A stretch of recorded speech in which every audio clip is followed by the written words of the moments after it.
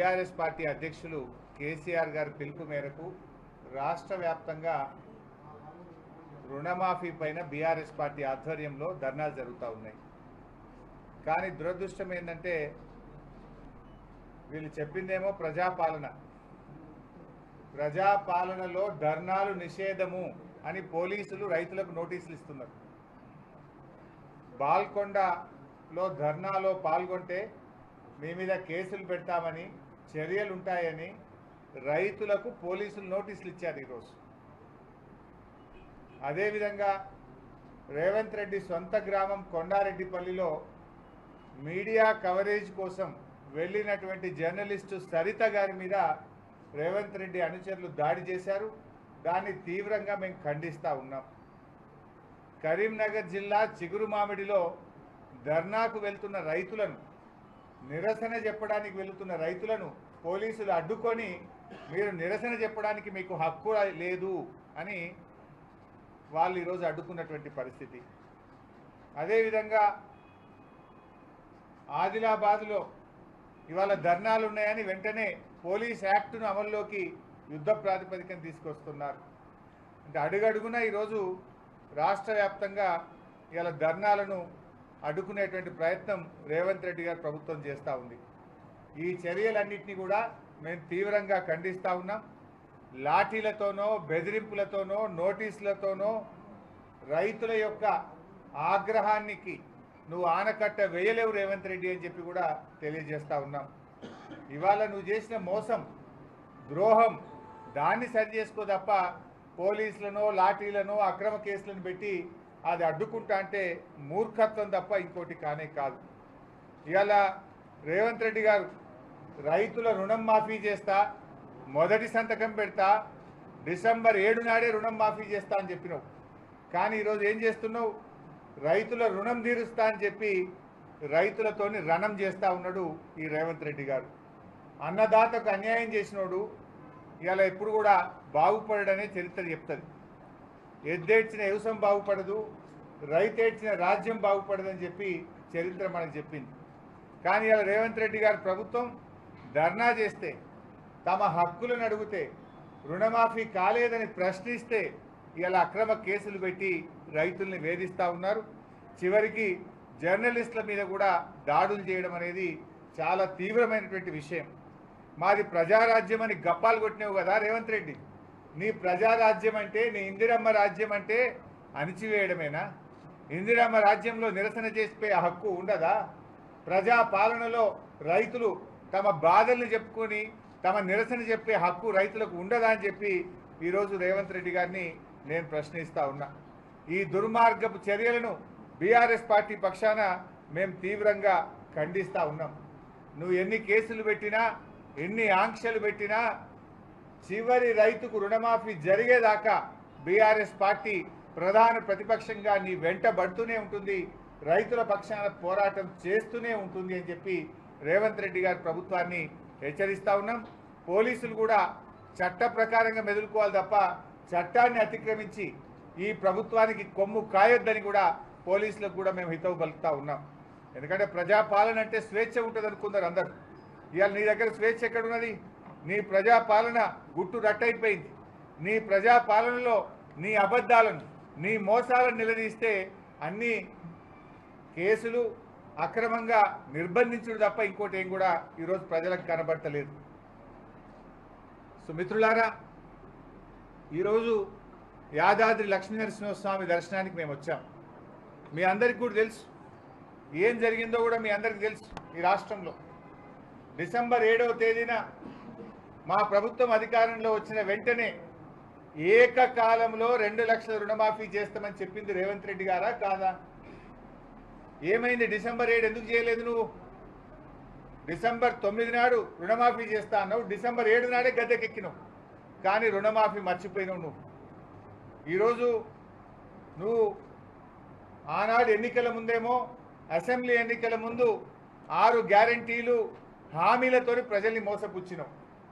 Parliament ఎన్నికలు వచ్చేసరికి నీ 6 గ్యారంటీలను, హామీలు ప్రజలు నమ్ముతలేరని చివరికి ఈయన గారు దేవుడి మీద ఒట్లు పెట్టే కార్యక్రమం స్టార్ట్ చేశాడు.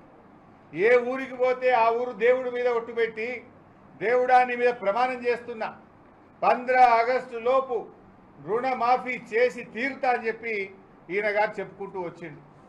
దాంట్లో భాగంగా యాదాద్రి లక్ష్మీనరసింహస్వామి మీద కూడా ఒట్టుపెట్టిండు కదా.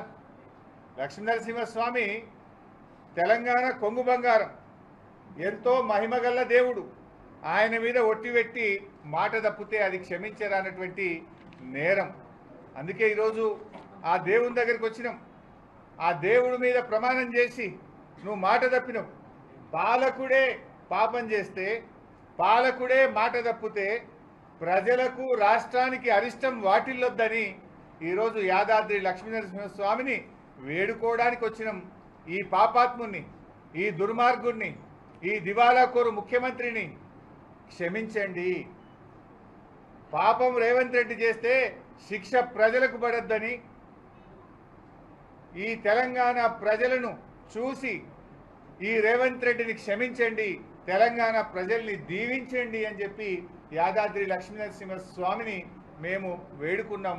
ఆయన పాదాల చెంతకు మేమందరం కూడా రావడం జరిగింది. మీకు తెలుసు మిత్రులారా, ఏం చెప్పిండు ఆ రోజు యాదాద్రి లక్ష్మీనరసింహస్వామి మీద? ఇదే నల్గొండ జిల్లాలో భువనగిరి పర్యటనలో ఆయన గారు ఇక్కడికి వచ్చినప్పుడు ఏమన్నాడు రేవంత్ రెడ్డి గారు? అటున్న సూర్యుడు ఇటు పొడిచినా, ప్రపంచం తలకిందులైనా, ఏది ఏమైనా, ఎవడున్నా ఎవడు పోయినా 15 ఆగస్టు లోపు రుణమాఫీ చేసి తీరుతాను రేవంత్ రెడ్డి చెప్పలేదా? మరి అయిపోయింది కదా 15 ఆగస్టు. ఆనాడేమో అసెంబ్లీ ఎన్నికల ముందు డిసెంబర్ 9 నాడు చేస్తాను, పార్లమెంట్ ఎన్నికల ముందు 15 ఆగస్టులోగా రుణమాఫీ చేస్తా అని యాదాద్రి లక్ష్మీనరసింహస్వామి మీద నువ్వు ప్రమాణం చేసింది నిజం కాదా? ఇది మోసం కాదా? ఇది రైతులకే కాదు, దైవ ద్రోహానికి పాల్పడ్డాడు రేవంత్ రెడ్డి గారు. ఈరోజు రైతులనే కాదు, దేవుణ్ణి కూడా ఇలా రేవంత్ రెడ్డి గారు మోసం చేసిండు. మరి అయిందా రుణమాఫీ? ఇలా ఏం జరిగిందో మీరు అందరు చూస్తున్నారు. 15 ఆగస్టు నాడు ఖమ్మం పోయిండు, రుణమాఫీ అయిపోయింది, హరీష్ రావు వాగుల దుంకు అన్నాడు, రాజీనామా చెయ్యి అన్నాడు. నేను అట్లా మాట్లాడను, నాకు విజ్ఞత ఉంది, నాకు సంస్కారం ఉంది. రేవంత్ రెడ్డి నువ్వు మాట తప్పితే ప్రజలే నీ సంగతి చూసుకుంటారు. ప్రజల పక్షాన పోరాడడం నాకు తెలుసు, మాట మీద నిలబడడం నాకు తెలుసు. ఎమ్మెల్యే పదవికి కేసీఆర్ గారు ఆదేశిస్తే 2 సార్లు రాజీనామా చేసిన, మంత్రి పదవికి కూడా రాజీనామా చేసిన చరిత్ర మాకుంది. నువ్వు మోసం చేసే చరిత్ర నీది, పార్టీలు మారిన చరిత్ర నీది, కొడంగల్లో ఓడిపోతే రాజకీయ సన్యాసం తీసుకుంటా అని మాట తప్పిన చరిత్ర నీది, దేవుడి మీద ప్రమాణం చేసి 15 ఆగస్టు నాడు రుణమాఫీ చేస్తా అని దేవుళ్ళను కూడా మోసం చేసిన చరిత్ర రేవంత్ రెడ్డిది. అయితే రేవంత్ రెడ్డి గారేమో రుణమాఫీ అయిపోయిందంటాడు, వాళ్ళ మంత్రులేమో నోటికి వచ్చినట్టు తలా ఒక మాట మాట్లాడుతున్నారు. మీరే సాక్ష్యం. జర్నలిస్టులు ఉత్తమ్ కుమార్ రెడ్డి గారు ఈ మధ్య ఒక ప్రెస్ మీట్ పెట్టిండు 15 ఆగస్టు తర్వాత. పెట్టి ఆయన గారు ఏమంటాడంటే, రాష్ట్రంలో ఇంకో 17 లక్షల మంది రైతులకు రుణమాఫీ జరగవలసింది, పెండింగ్లో ఉంది అని ఉత్తమ్ కుమార్ రెడ్డి మంత్రి గారు చెప్పింది. పొంగులేటి శ్రీనివాస్ రెడ్డి రెవెన్యూ మంత్రి ప్రెస్ మీట్ పెట్టిండు.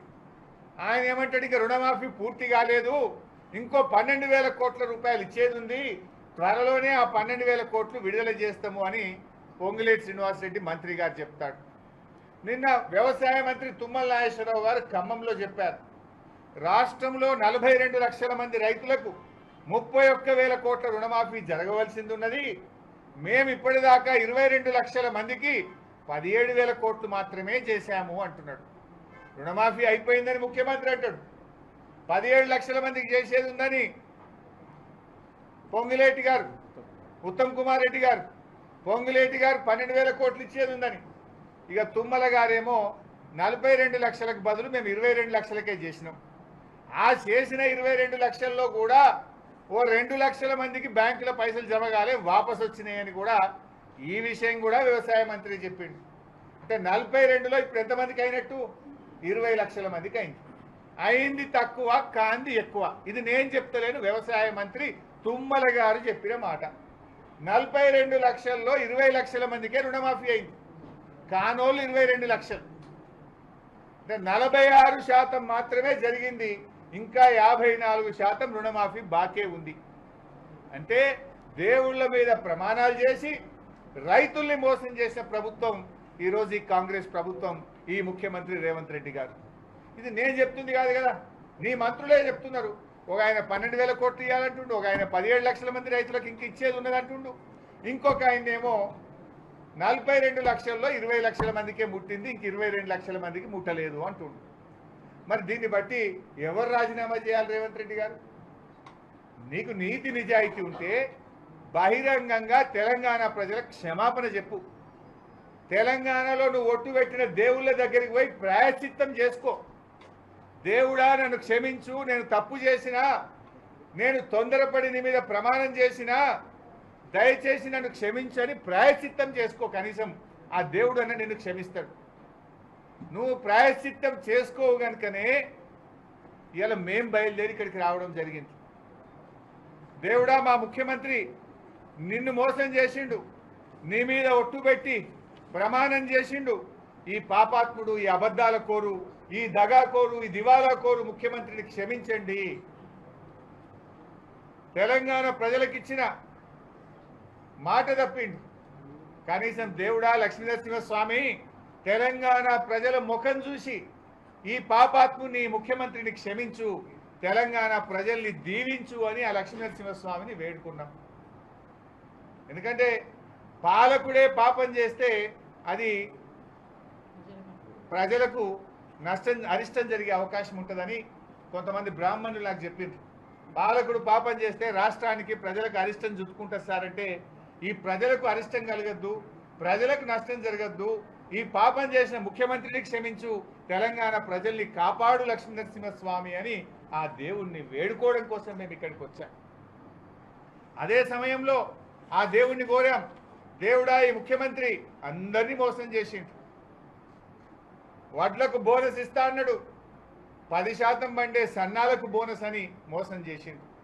అన్ని రకాల పంటలకు బోనస్ వచ్చేదాకా, రైతులందరికీ రుణమాఫీ జరిగేదాకా, రైతు భరోసా కింద ప్రతి రైతుకు 7,500 వచ్చేదాకా పోరాడే శక్తిని మా బీఆర్ఎస్ పార్టీకి, మా నాయకులకు, మా కార్యకర్తలకు అందించని ఆ లక్ష్మీనరసింహస్వామిని మేము వేడుకున్నాం.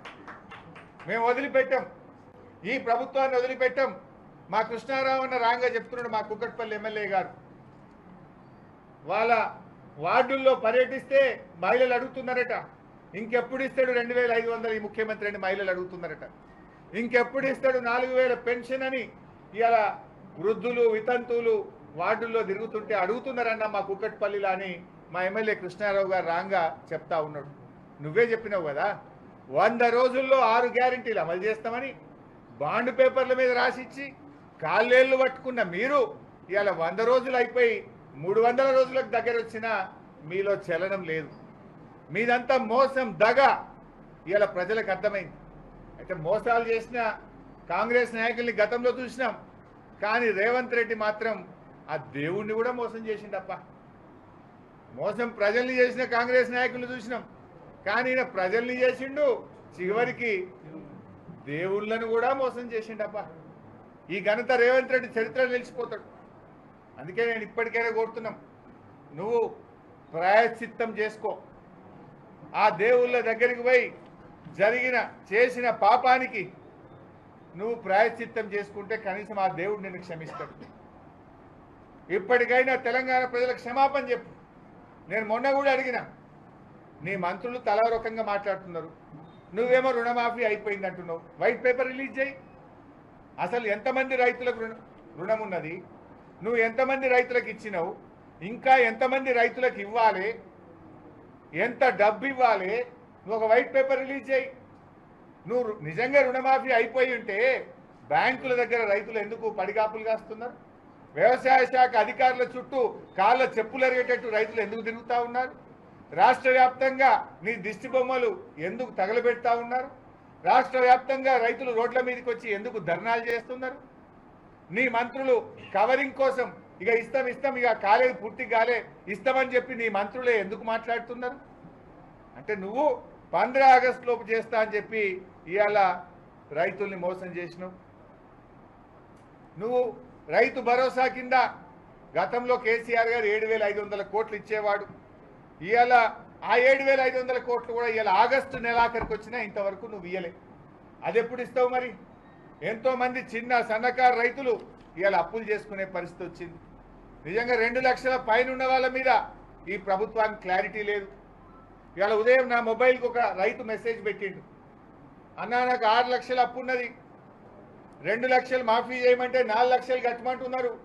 ఈ 4 లక్షలు నేను ఏడికెళ్ళి తేవాలన్నా, 3 రూపాయల వడ్డీకి తేవాలన్నా, 4 రూపాయల వడ్డీకి తేవాలన్నా, వడ్డీ వ్యాపారులు కూడా ఎవరు ఇచ్చే పరిస్థితి లేదు. ఇప్పుడు నేను అప్పు మాఫీ కోసం కొత్త అప్పు చేయాల్సిన పరిస్థితి వచ్చిందని 2 లక్షల పైన అప్పున్నటువంటి రైతులు వాపోతున్నటువంటి పరిస్థితి.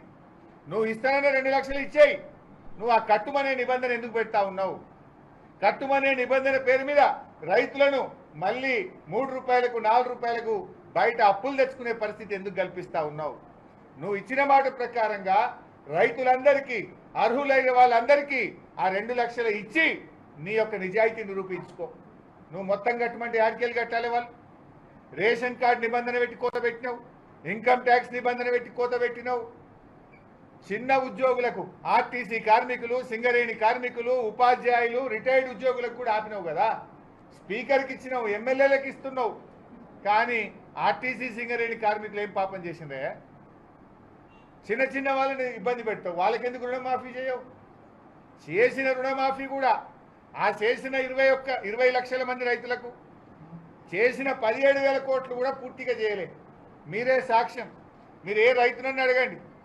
డిసెంబర్ 7 నాడు ముఖ్యమంత్రి గారు రుణమాఫీ చేస్తా అని చెప్పిండు, ప్రమాణ స్వీకారం చేసినాడు. చెయ్యకపోగా ఇప్పుడు ఏమంటుండు?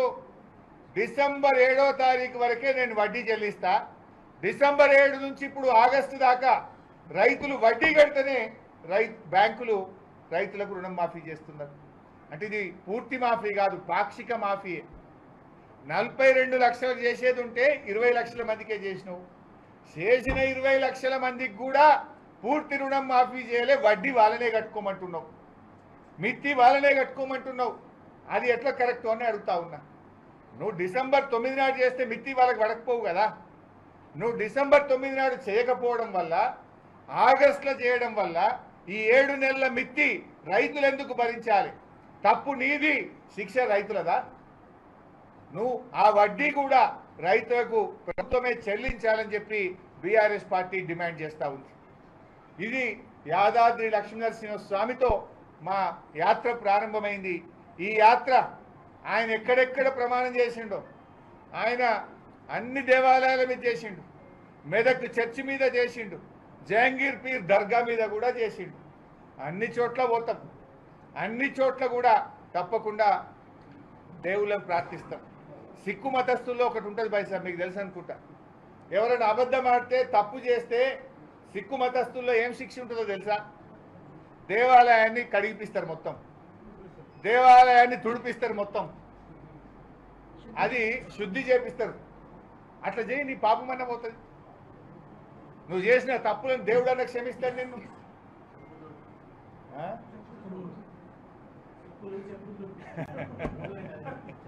సో ఇది దయచేసి మీరు గమనించండి. జర్నలిస్ట్ మిత్రులు మీరు కూడా ఆ రోజు కవరేజ్ చేసింది కదా సీఎం గారి మీటింగ్. మీరు ఆనాడు లక్ష్మీనరసింహస్వామి సాక్షిగా ఆయన ఏం మాట్లాడిండో ఆ వీడియో పెట్టుండి, ఇవాళ నేను మాట్లాడిన వీడియో పెట్టండి. ఇవాళ వాళ్ళ మంత్రులే చెప్తున్నారు కదా బై సార్. బట్టి విక్రమార్క ఉప ముఖ్యమంత్రి గారు ఏమంటుంది తెలుసా? మేము ఇచ్చినాం కానీ బ్యాంకు వాళ్ళు ఇస్తలేరు అంటాడు. వెరైటీ ఉందని ఇక ఉప ముఖ్యమంత్రి ఏమో మేము రుణమాఫీ చేసినాం, బ్యాంకు వాళ్ళు ఇస్తలేరు అంటాడు. పొంగులేటేమో ఆయన ఇంకా 12,000 కోట్లు ఇచ్చేది ఉంది అంటాడు. ఉత్తమ్ కుమార్ రెడ్డి ఏమో 17 లక్షల మంది రైతులకు ఇచ్చేది ఉంది అంటాడు. వ్యవసాయ మంత్రి ఏమో ఇంకా 22 లక్షల మందికి ఇచ్చేది ఉంది అంటాడు. మరి ఎవరిని నమ్మాలి? ఇది ప్రభుత్వమా? ఏం చేస్తుండ్రు మీరు? గారెడ్ చేస్తుండ్రా అని నేను అడుగుతా ఉన్నా. ఇంకా ఈ సంఘానికి నన్ను రాజీనామా చేయమంటారు. నేనేం చేసినే? రైతులకు చెప్పింది అమలు చేయన్న. నీ మేనిఫెస్టోలో రాసింది, ఎలక్షన్లలో ఊరూరికి నువ్వు ఊదరగొట్టింది, గది అమలు చేయమని నేను అడిగిన. అసెంబ్లీ ఎన్నికల ముందేమో హామీలు, బాండ్ పేపర్లు, గ్యారెంటీలు, పార్లమెంట్ ఎన్నికల ముందేమో దేవుళ్ళ మీద ఓట్లు, ఇప్పుడేమో లాఠీలు, అక్రమ అరెస్టులు, నోటీసులు, కేసులు. ఇది రేవంత్ రెడ్డి నిజ స్వరూపం. Thank you.